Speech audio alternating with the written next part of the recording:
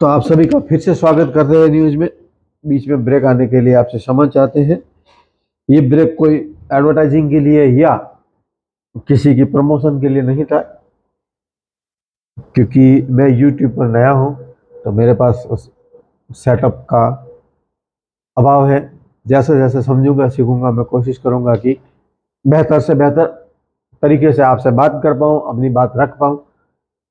तो अगर मैं कहीं कम रह रहा हूँ, 19 से 20 है, तो आप दर्शकों से सबसे रिक्वेस्ट, हाथ जोड़कर रिक्वेस्ट है कि हम तहे दिल से क्षमा चाहते हैं कि जिस तरह से परफॉर्म हमें देना चाहिए अगर ना दे पा रहे हो तो इस समय हमको तहे दिल से माफ़ कर दीजिएगा।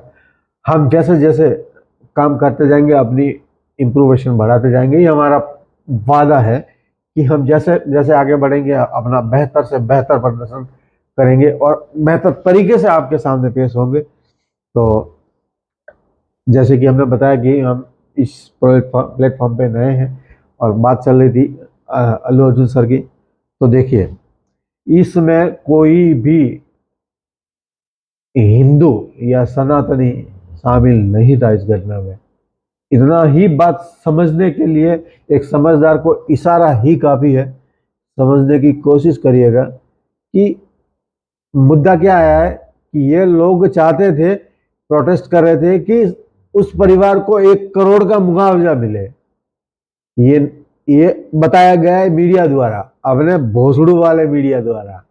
कहते हैं ना, जो करप्टेड, कहते हैं कौन सा मीडिया बोलते हैं, मैं सब नहीं बोलूंगा।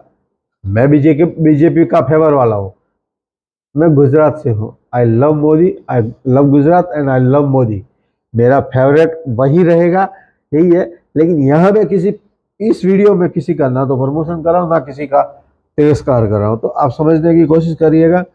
पवन कल्याण सर जी ने जो जीत हासिल की थी वो पूरा का पूरा समर्थन उन्होंने बीजेपी को दिया था और बीजेपी में शामिल हुए। नो डाउट उन्होंने क्लियरली ये वॉइस दी हुई है, आई respect Muslim, I respect Christian, I respect any other Buddhism, I respect, but I am a Sanatani Hindu and I proud to be an I am a Hindu।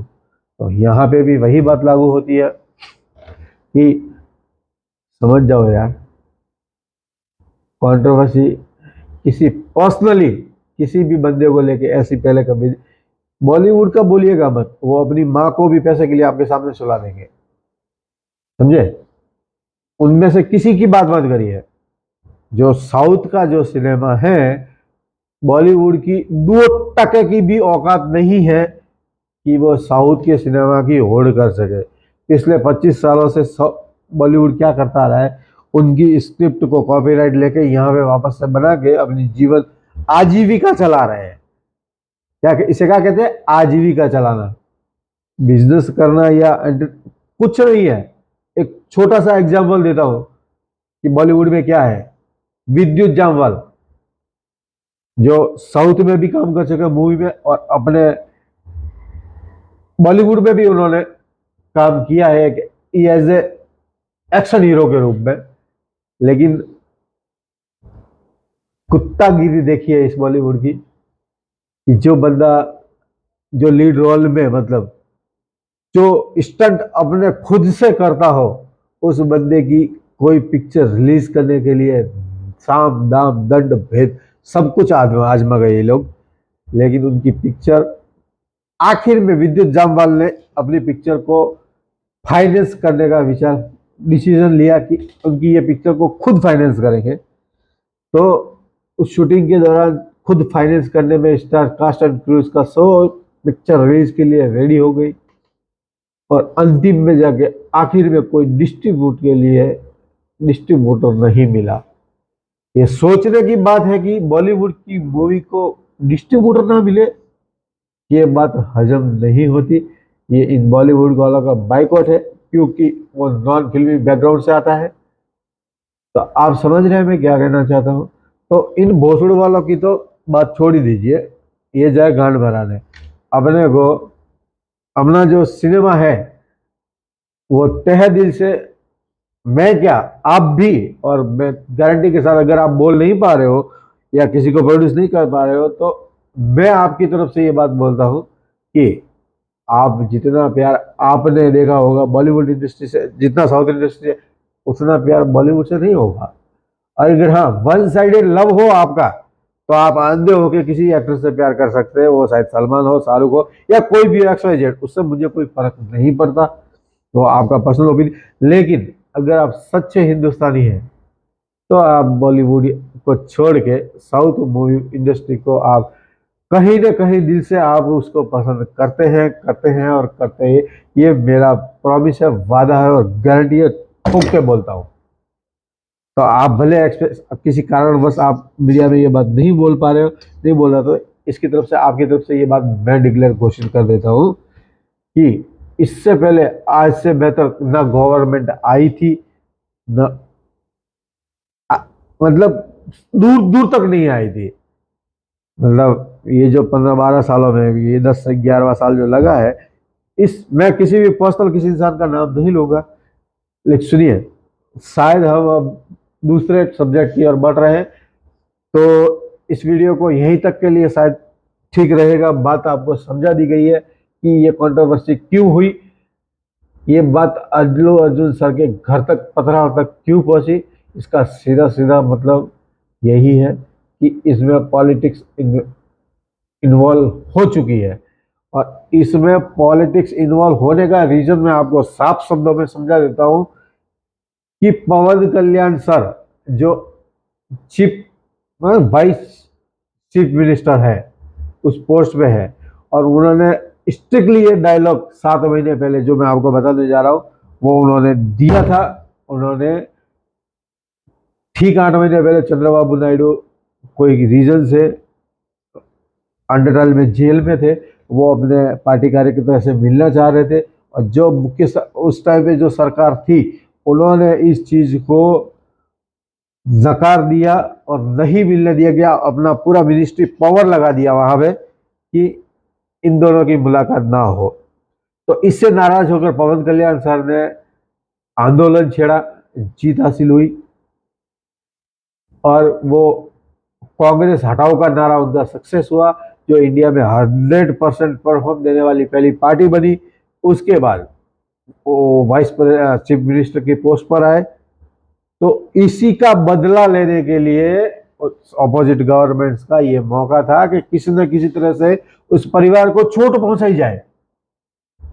समझ रहे हैं कि मतलब उनको चोट पहुंचाई जाए, कि ताकि उनके मन का कुछ, मतलब बदले लेने का जो मतलब अंदर वो जो होता है ना एक, तो उस पे मतलब बदला लेने के बाद वो हाँ हल्का महसूस करे, वो करने की ये कोशिश की गई है, जिसमें भी ये नाकाम रहेंगे, क्योंकि सच्चाई सच्चाई होती है, झूठ झूठ होता है। पॉलिटिक्स, अब कौन की पॉलिटिक्स क्या रंग लाती है, क्या सोचती है, कैसे करती है, लेकिन आप सबसे यही उम्मीद करता हूं कि आप अपना मत रखिए, अपनी सोच रखिए, अपने मुताबिक ही आप किसी पार्टी का सिलेक्शन करें। ये आपके लिए, ये मेरी रिक्वेस्ट है, आपको तहे दिल से शुक्रिया है कि आप किसी की बातों में ना आए, किसी की फेवर में ना आए, किसी बातों की आप गुमराह ना हो, और अपना किसी भी न्यूज को एक बार देख के फैसला ना करें, मत ना बनाए, आप सभी का देखें और फेवर ले, फिर आप में समझने की क्षमता हो तो आप समझ जाए कि ये क्या मामला था। तो कुल मिला के इसका रिजल्ट ये है, ये जो घटना थी, ये जो न्यूज है, इस न्यूज का अपन ने पोल खोल, मतलब पूरी तरह से पोल खोल के आपके सामने रख दी है कि असली हकीकत क्या है जमीनी तौर पर। तो असली हकीकत शॉर्ट 10 शब्दों में लास्ट में जाते जाते आपसे ये कहना चाहूंगा कि पवन कल्याण सर उनके रिलेटिव्स है, जो एक ही फैमिली है, उन्हीं के साथ है, जॉइंट फैमिली है। और पवन कल्याण सर अभी इस समय वाइस चीफ मिनिस्टर के पोस्ट में है, और उनके जो आंध्र प्रदेश में जो बिटवीन क्या ना डिवाइडेड हुआ, दो राज्य बने, ऑपोजिशन में सरकार ऑपोजिट की थी, और वहीं पे बस तालमेल की कमी के कारण, वो बदला लेने के कारण, उस फैमिली को डिस्टर्ब करने के कारण ये पथराव हुआ, ना कि उन दो भड़वे कटुओं को बीच में लाइएगा, उनकी औकात भी नहीं है। और अगर ये मामला इतना होता कि देश चाहता है कि इस तरह से सर अर्जुन सर को ये करना चाहिए था, तो ये बहुत बड़ा आंदोलन होता। ये 2 टके की 2 कौड़ी के इसके वाले जो जाके हमला किए है, उसका समझ जाइएगा, सतर्क रहिएगा। अगर आप आंध्र प्रदेश, तेलंगाना या हैदराबाद में या इस राज्य के किसी भी तरह से आप वहाँ पे निवेशक हैं, आप वहाँ पे रहते हैं और आपको अगर ये जानकारी नहीं मिली हो, तो ये साफ शब्दों में कहता हूँ, या तो आप अपना राज्य बदल दें या फिर अपना पार्टी बदल दें। अगर फेवर में है तो समझ गए होंगे, अगर फेवर में नहीं है तो आपकी सोच ओछी है, कम है, ये विचारधारा कहते हैं ना, पर खानदानी है, पर उससे आप अगर चल रहे तो ठीक है, आप अपनी मर्जी, अपनी माँ बहन करवाइए, हमें कोई फर्क नहीं पड़ता, हम अपनी माँ बहन यहाँ करवा रहे हैं। लेकिन हमें लगता है कि जो हाँ समझदार लोग हैं उस तक ये बात हम पहुँच चुके हैं, हम बता चुके हैं कि इस पिक्चर का, ये कंट्रोवर्सी का रीजन, धागा कहाँ से आया था।